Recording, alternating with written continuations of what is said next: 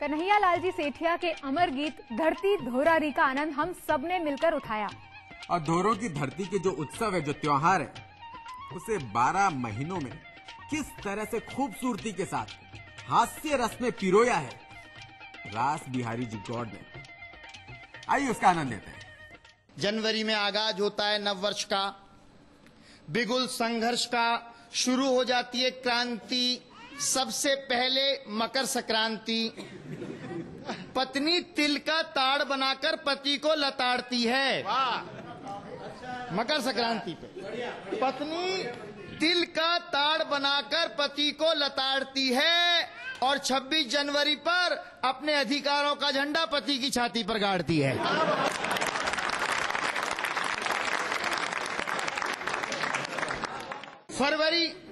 फरवरी में महाशिवरात्रि, महापर्व, महाव्रत। अपने व्रत का हर पत्नी असर मांगती है, पति के सामने ही भगवान शंकर से दूसरा वर मांगती है। मार्च में होली, रंगों की ठिठोली, उसमें तो भगवान ही रखवाला होता है। पत्नी लाल पीली, पति का मुंह काला होता है। अप्रैल में पति बनता है अप्रैल फूल। मई में मजदूर दिवस। जून में जून खराब होती है। अच्छा है। और पति की हालत में जुलाई पे ये घटाएं भी रोती हैं। अगस्त में रिश्तों का क्रंदन होता है। उन्हीं सब महीनों में त्योहार आते हैं और आप देखिए क्या मजा आता है। अगस्त में रिश्तों का क्रंदन होता है। पति की जान को सबसे बड़ा रक्षाबंधन होता है। जब पत्नी के भाई आकर छाती पे मूंग दलते हैं। 15 अगस्त स्वतंत्रता दिवस के दिन हर पति के मन में आजाद होने के अरमान पलते हैं। सितंबर में गणपति बप्पा मोरिया, गण के साथ पति लगा है इसलिए विसर्जन हो रिया।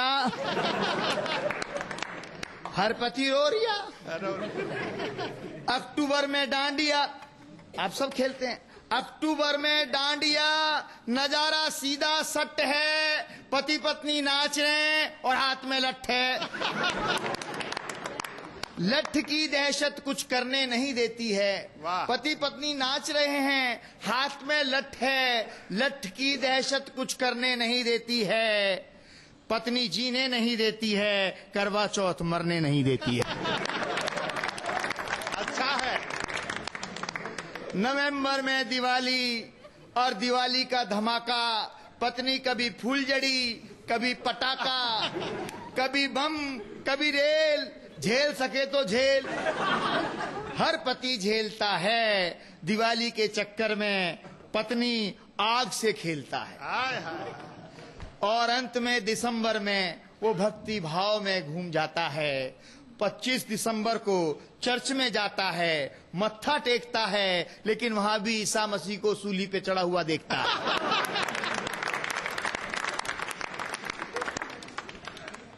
वो पति परमेश्वर, ईशु ईश्वर, दोनों की एक गति, एक नियति समझ जाता है पति और सारे गम भूल जाता है। फिर से हैप्पी न्यू ईयर के झूले में झूल जाता है। हैप्पी न्यू ईयर के झूले में झूल जाता है। हैप्पी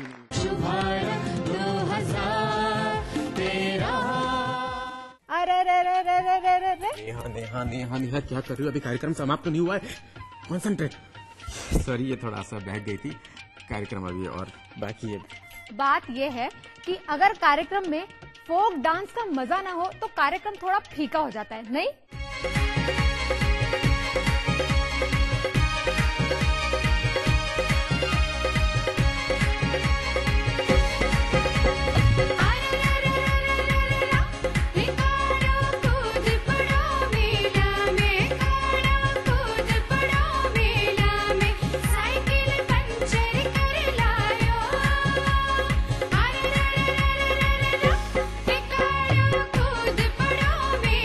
में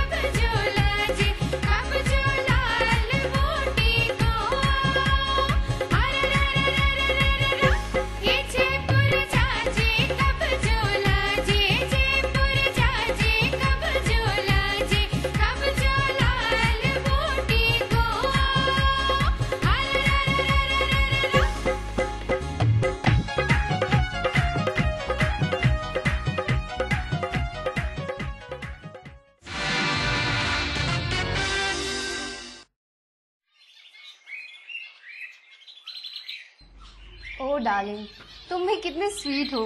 हर रोज ये मैरिज सर्टिफिकेट देखने बैठ जाते हो। तुम मुझसे कितना प्यार करते हो। हाँ। 7 जन्मों में मुझे तुम जैसा पति ना मिले। वैसे डार्लिंग एक बात बताओ, हाँ? तुम रोज रोज मैरिज सर्टिफिकेट में देखते क्या हो?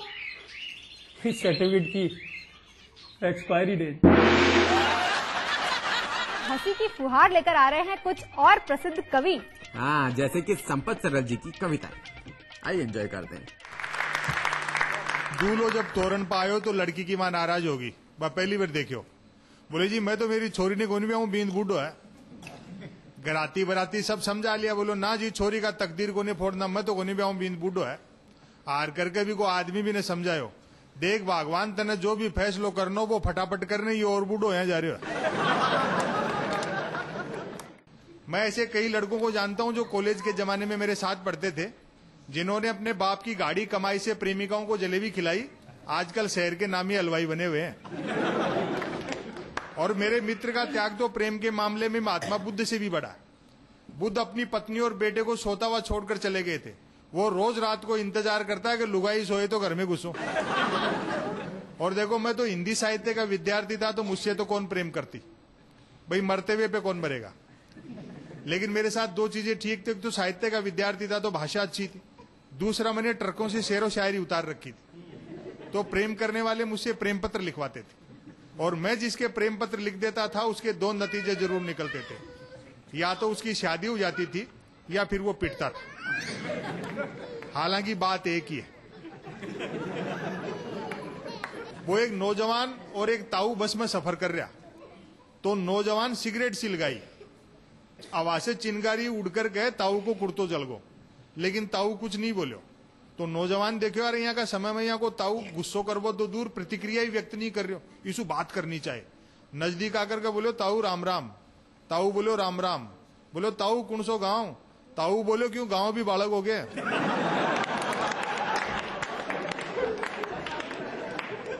वो एक दामाद चले गए ससुराल, तो साड़ी बोली, बोलो जीजा जी खानो जीम लो, तो वो पूछ लियो जी खानो जीमना के लिए जूता खोलना पड़ेगा के, तो साड़ी बोली जी खोलोगा नहीं तो खाओगा के।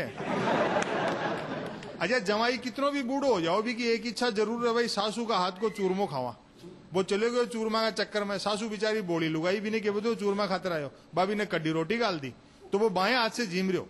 थोड़ी देर तो सासू देखती रही, फिर पूछ लियो कमर साहब आज बाएं हाथ से रोटी के जीम रहे हो, दैन हाथ का कोई चोट वोट लागी गे। जमाई बोलो नहीं सासू जी, दैन हाथ का कोई चोट कौन लागी, मैं सोच रहा हूँ चूरमा वालों हाथ कड्डी के लिए क्यों खराब करा। अच्छा, सासू भी प्रैक्टिकल। जमाई जब विदा होवा लागे तो तिलक करके कुछ नगद रुपया देने, जिन्हें जुआरी बोले। कई जमाई तो ही चक्कर में चक्कर काटता रहा, तो दिशा विशा को बहुत ध्यान रखा आप लोग। तो वो तिलक की टेम पूछ लियो, बोले सासू जी मुंह कौन सी तरफ करनो है। सासू बोली जमाई जी ससुराल आए 15 दिन होगा, मुंह थारा घर की तरफ करो।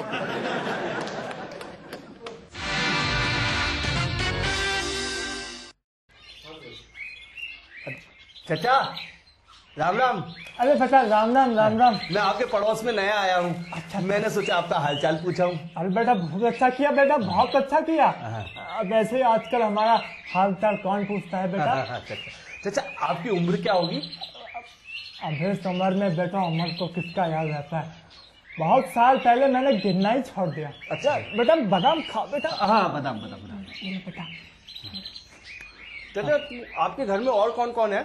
सब है बेटा, बीवी है, बच्चे भी हैं, अच्छा पोते पोतिया भी हैं। हाँ, हाँ। है ना। और एक बेटा विदेश में रहता है। विदेश में। खाते रहो बेटा, खाते रहो। हाँ, बादाम ऐसे मत शर्माने की कोई बात नहीं है।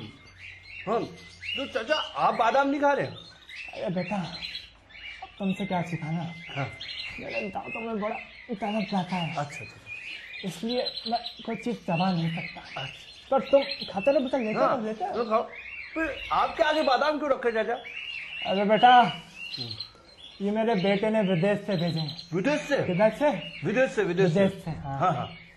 उसको पता है हाँ। कि मैं बादाम चबा नहीं सकता। हाँ। इनमें पहले चॉकलेट चढ़ी थी। चॉकलेट। वो मैंने ऐसे करके चूस ली। अच्छा। अब चबा नहीं सकता तो क्या हुआ, चूस तो सकता हूँ ना।